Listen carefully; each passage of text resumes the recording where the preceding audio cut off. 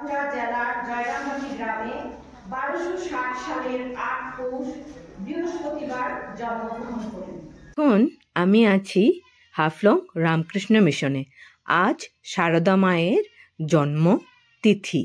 আজ আমরা মায়ের জন্মদিন কিভাবে পালন করলাম সেটা তোমাদের সাথে শেয়ার করছি।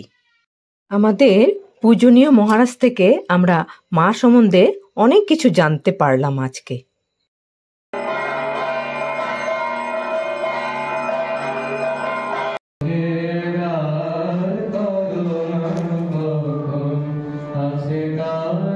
মায়ের পুজো শেষ, এখন আমরা সবাই মিলে প্রসাদ গ্রহণ করব, তাই দাঁড়িয়ে আছি।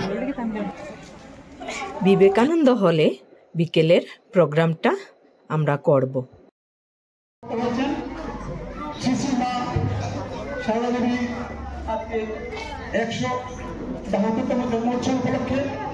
আজকের এই অপরাহ্ন অধিবেশন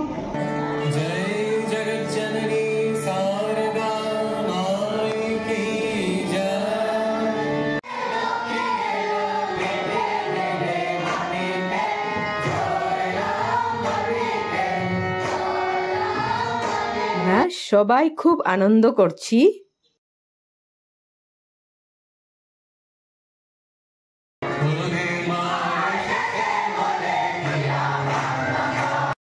ছোট ছোট শিশুদের দুর্দান্ত নৃত্য মনকে ছুঁয়ে গেল। ওদের নৃত্য দেখে আমি তো খুব মোহিত হয়ে গেছি, আমার খুব ভালো লাগছে।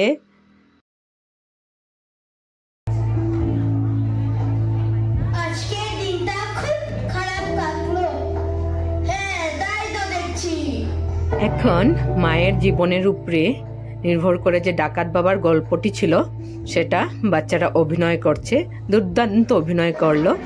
আর এখন মহারাজ দুস্থদের মধ্যে কম্বল বিতরণ করছেন। এভাবে আমাদের দিনটি খুব সুন্দর কাটলো। বন্ধুরা ভালো থেকো, সবাই ভালো থেকো।